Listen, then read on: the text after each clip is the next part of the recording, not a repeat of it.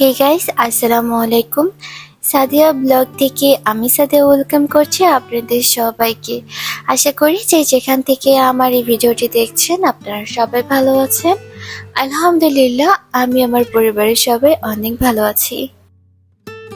সকাল সকাল ঘুম থেকে ওঠার পরে আমার যে মিনি একটা ছোট্ট গার্ডেন রয়েছে ফুলের, সেখানে চলে যাই। নিজেকে সবুজের মধ্যে একটু বিলিয়ে দেই।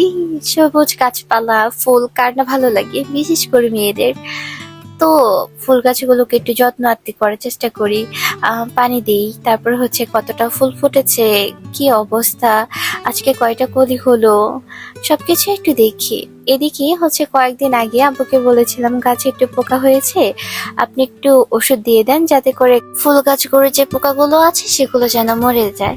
বাট এখানে আব্বু এরকম ভাবে ওষুধগুলো দিয়ে দিয়েছে, মানে দেখে মনে হচ্ছে যেন কাদা লেগে আছে। একটু অদ্ভুত, একটু হাস্যকর লেগেছে। এগুলো কাদা না, আব্বু একটু ওষুধ দিয়ে দিয়েছিল, একটু বেশি যত্ন করে বেশি বেশি করে দিয়ে দিয়েছে। তো এখানে আমি আরেকটা জিনিস খেয়াল রাখি, সেটা হচ্ছে আমার মিনি খামারের মুরগিগুলোর কাছে চলে যাই, দেখি তাদের কি অবস্থা, তারা কতটা সুস্থ আছে, সবল আছে, তাদের খাবারগুলো ঠিকঠাক হজম হচ্ছে কিনা গনে দেখি, প্রত্যেক দিন যেটা করি ঠিক আছে কিনা। তারপর হয়তো হাত মুখ ধুয়ে ফ্রেশ হয়ে যাই। তারপরে হচ্ছে সকালের যে নাস্তাটা আছে সেটা হচ্ছে একটু বানানোর চেষ্টা করি। আর সব সময় কিন্তু গাইস আমি একটু সিম্পল জিনিস বানানোর ট্রাই করি সকালের নাস্তাটা বিশেষ করে। এই তো আজ অন্যান্য দিনের মতন আজকেও একটু রুটি বানাচ্ছি, স্বাভাবিক রুটি বানাচ্ছি।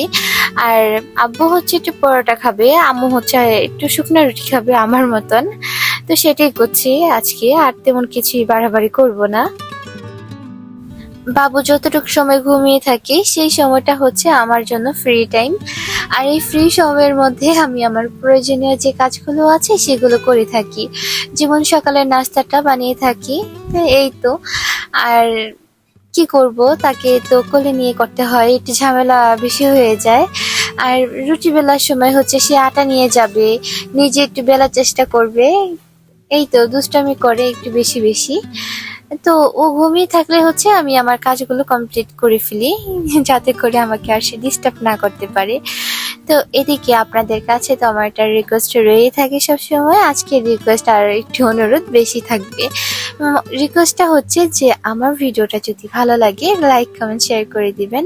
আর আপনি যদি আমার চ্যানেলে নতুন হয়ে থাকেন, নতুন ভিডিও দেখেন আপনি আমার, তাহলে হচ্ছে আমার চ্যানেলটি সাবস্ক্রাইব করে পাশে থাকা ছোট্ট যে বেল আইকনটি আছে প্লিজ এটা চেপে দিবেন, আর লাইক দিয়ে ভিডিওটা কন্টিনিউ করবেন। আর আরেকটি অনুরোধ আগেই বলে নিয়েছিলাম, একটু বেশি অনুরোধ আবদার রয়েছে আপনাদের কাছে, সেটা হচ্ছে পুরো ভিডিওটা দেখবেন। এটাই হচ্ছে আমার আজকের অনুরোধ।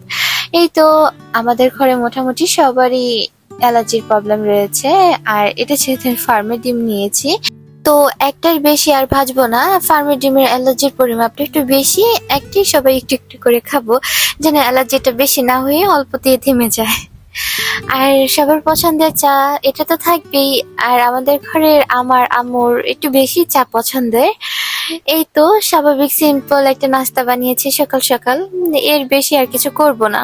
আমার নাস্তা বানানো পুরোপুরি কমপ্লিট না হতে এদিকে বাবু উঠে গিয়েছে, তো তাকে নিয়ে হচ্ছে আর কিছু করা সম্ভব না। একটু কোনো রকমে খাওয়া দাওয়া শেষ করে হচ্ছে তাকে নিয়ে বসে পড়তে হবে তার সেবা যত্ন করার জন্য। মানুষ নানান জিনিস নানা জায়গা থেকে উপহার পায়, আর আমি উপহার পেয়েছি আচার। আমার মাঝের বোনের শাশুড়ি, উনি আমার জন্য হচ্ছে এই আচারগুলো উপহার পাঠিয়েছে। আমার মাঝের বোনের শ্বশুর বাড়ি আলহামদুলিল্লাহ অনেক পরিমাণে আম গাছ রয়েছে, তো উনি আমার জন্য এই আচারগুলো পাঠিয়েছে। এই আচারগুলো আনার পরে হচ্ছে ফ্রিজে রেখে দিয়েছিলাম, প্রায় 5-6 দিন ফ্রিজে থাকার কারণে হচ্ছে আচারের গ্রানটা একটু কমে গিয়েছে, খোলাভাবে রেখে দিয়েছিলাম। তো ভাবলাম আজকে একটু সরিষার তেল দিয়ে একটু নতুন করে 5 ফোড়ন দিয়ে হচ্ছে আচারটাকে একটু গরম করে তারপরে রুম টেম্পারেচার রেখে ঠান্ডা করে হচ্ছে বক্স দিয়ে ফ্রিজে রেখে দিব, যাতে করে দীর্ঘদিন রাখতে পারি, রেখে খেতে পারি। তো আপনারা চাইলেও কিন্তু একটু, বিশেষ করে আমরা যারা আচার লাভার আছি তারা কিন্তু এরকম পদ্ধতি করে রাখলে আচারটা দীর্ঘদিন সংরক্ষণ করে রাখতে পারবেন। উপহার পেতে তো সবারই ভালো লাগে। তো আমি কিন্তু শুধু এই টক ঝাল যে মিষ্টি আমের আচারটা আছে সেটা না, এছাড়াও আরো কয়েকটা ধরনের আচার উপহার পেয়েছি। তো সবকিছুই আমি আপনাদের সাথে শেয়ার করব। এই আচারগুলো কিন্তু আমার আম্মু বানাতো আগে, এখন হচ্ছে বানায় না, কারণ আম, এখন একটু ঝামেলার মধ্যে কম যেতে ভালোবাসে। আগে একটু আচারের প্রতি তো অনেক লোভ বেশি ছিল, টকটা অনেক বেশি লাইক করতো, কিন্তু এখন হচ্ছে উনি টকটা তেমন একটা লাইক করে না। তো দিন যত যাচ্ছে আচারের প্রতি, টকের প্রতি আমার আকর্ষণটা বাড়ছে। এখানে আমি হচ্ছে আচারটা যতটা বেশি লাইক করি, আপনাদের ভাইয়া তার থেকেও অনেক গুণ বেশি আচার লাইক করে। আমার টক প্রতি লোভ আছে, ভালো লাগে, কিন্তু আপনাদের ভাইয়ার আরো বেশি ভালো লাগে। এছাড়াও আমার আব্বুরও হচ্ছে টকটা একটু বেশি ভালো লাগে। উনি যখন কোনো খান থেকে আসে, কোনো কাজের থেকে আসে বা ফ্রি সময় বসে থাকে, মাঝে মধ্যে বলে যে আমাকে একটু আচার দাও, একটু খেয়ে দেখি কেমন লাগে। এই তো এভাবেই কাছের মানুষগুলোর জন্য কিছু করতে পারলে অনেক বেশি ভালো লাগে। যখন কাছের মানুষগুলো কোনো খাবার চায়, যদি সাথে সাথে দিতে পারি, অন্যরকম ভালো লাগা কাজ করে। আর আমরা যারা গৃহিণী রয়েছি তারা তো খুব ভালো করে জানেন কাছের মানুষগুলোকে খাওয়াতে কতটা ভালো লাগে, কতটা আনন্দ পাওয়া যায়। তাদের মনের মতন কোনো খাবার হলে তো কোনো কথাই নেই, স্বাদ হলে তো আরো কোনো কথা নেই, তারা তো খুব তৃপ্তি করে খায়। আর আমি তো একটু আগে বলেছিলাম আচার কিন্তু আমি এক ধরনের না, আরো কয়েক ধরনেরই হচ্ছে পেয়েছি। এখানে হচ্ছে আম সত্ত্ব দিয়েছিল। এখানে যে কালো হয়ে গেছে আমটা, এটা হলো কাঁচা আম। ছোট থাকতেই যে আমগুলো সত্ত্ব দেওয়া হয় সেগুলো একটু কালো কালো হয়ে যায়। আর আরেকটা হচ্ছে লাল যেটা রয়েছে সেটা হচ্ছে একটু পাকা আমের। দুইটা দুই রকম স্বাদ, মাশাআল্লাহ দুইটাই খুব টেস্টি। আর কালো কালো যেটা হয়েছে সেটা কিন্তু আমার বড় খালামণি পাঠিয়েছে। আর লাল কালার যে আমসত্ত্বটা আছে সেটা হচ্ছে আমার মাজুর বোনের শাশুড়ি পাঠিয়েছে। এলো পাথারি কেটেছি, যা মন চেয়েছে করেছি, যতটা পেরেছি একটু সুন্দর করে কাটবো ভিডিও করার জন্য, এরকমটা কিন্তু করিনি। একটু কিউট করে চারকোনা করে যেখান থেকে মন চায় ছুরি দিয়ে একাধারে কেটে গিয়েছি। আর এরকম এলো পাথরে ছোট ছোট টুকরো করে কাটার কারণ হচ্ছে আমার যে ছোট্ট একটা বাবু আছে, সেই বাবুটা হচ্ছে মাঝে মধ্যে কিছু চায়, বাহিরের খাবার দেওয়ার চাইতে আমার মনে হয় ঘরে কিছু বানানো খাবার দেওয়াটাই ভালো। আর যেহেতু এটা আম আর মিষ্টি, ঝালটা তত একটা দেওয়া হয়নি, তো এটাই হচ্ছে যখন ও চায় তখন এটা টুকরো করে ছোট্ট একটা কিউট টুকরো ওকে দিয়ে দেই। ও মজা করে খায়, ঘোরে, অন্যরকম শান্তি কাজ করে। কোনো ভয় থাকে না যে এটা খাচ্ছে এটার মধ্যে ভেজাল আছে কিনা। পুরো নির্ভেজাল একটা খাবার মনের মতন করে বানিয়েছে, ভালো লাগা ভালোবাসা দিয়ে বানিয়েছে। তো এটা যখন দেই বাবুকে নির্ভয়ে দিতে পারি। আর আরেকটা জিনিস আপনাদের সাথে শেয়ার করি, আমরা সবাই জানি যে কেউ কাউকে উপহার দিলে হচ্ছে ওটা ভালো লাগা থেকে দেয়। আর যে উপহারগুলো পেয়েছি অন্যরকম উপহার, ভালো লাগে এরকম ধরনের উপহার যখন পেয়ে থাকি। তো এখানে কিছুটা আমসত্ত্ব ছোট্ট দুইটা বক্সে রেখে দিয়েছি পটে।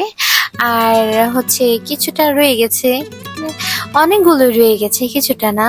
তো এগুলো হচ্ছে আমি পরে আরেকটা বক্সে রেখে দিব। তো এখানে কিন্তু আমের মুরব্বা বানিয়ে পাঠিয়েছে, অসম্ভব স্বাদের। আমি খেয়েছিলাম, আমার কাছে পার্সোনালি ভালো লেগেছিল। এখানে হয়েছে যে আমাদের মুন্সিগঞ্জের একটা বৌভাত হয়, সেটা দিয়ে হচ্ছে তেলের যে আচারটা হয় সেটা বানিয়েছিল। আর এটা কিন্তু আম্মু বানিয়েছে, এটাও মাশাআল্লাহ অনেক বেশি স্বাদের হয়েছে। আম্মু এখানে হচ্ছে তেলের আচার বানিয়েছিল। আর এই তেলের আচারটা কিন্তু খুবই টেস্টি হয়েছে। এই তেলের আচার বানানোটা একেবারে ইজি। সেটা হচ্ছে আমি কিভাবে আপনাদেরকে এখন বোঝাবো, নেক্সট কোনো একটা ব্লগে আমি আপনাদের সাথে শেয়ার করে দিব তেলের আচারটা কিভাবে বানায়। আর এখানে যতগুলো আচার দেখছেন আমি সবগুলোই কিন্তু উপহার পেয়েছি আম্মুর কাছ থেকে, বোনের শাশুড়ির কাছ থেকে, খালামুনির কাছ থেকে। এই তো বছরের প্রথম হচ্ছে লিচু ফল, সেটাও খেয়ে নিলাম আজ। আর ভাবলাম সেটা আপনাদের সাথে একটু শেয়ার করে দিই। আমি সবসময় একসাথে অনেকগুলো লিচু হচ্ছে এরকম সিল্কা সরিয়ে তারপর হচ্ছে সুন্দরভাবে ক্লিন করে ধুয়ে নিই, তাহলে হচ্ছে অনেক সময় লিচুর মধ্যে পোকা থাকতে পারে, বা মেডিসিন থাকতে পারে, এগুলো যেন না থাকে। সেজন্যই হচ্ছে আমি সবগুলো একেবারে ধুয়ে নিই। ফার্স্টে ধুয়ে ছিলে তারপর আবার ধুয়ে নিই, একটু সতর্ক থাকি। আর বাসায় যেহেতু বেবি আছে, বাবু আছে ছোট্ট একটা, তো বাবু যেন খাবে, এটি তো স্বাভাবিক। ওর যেন কোনো রকমের অসুখ বিসুখ না হয়, সেদিকে আমাদেরকে বিশেষভাবে নজর রাখতে হয়। তো ভিউয়ার্স, আজকের ব্লগটা এই পর্যন্তই করছি। আপনারা সবাই ভালো থাকবেন, সবাই নিজ নিজ খেয়াল রাখবেন। আল্লাহ হাফেজ, আসসালামু আলাইকুম।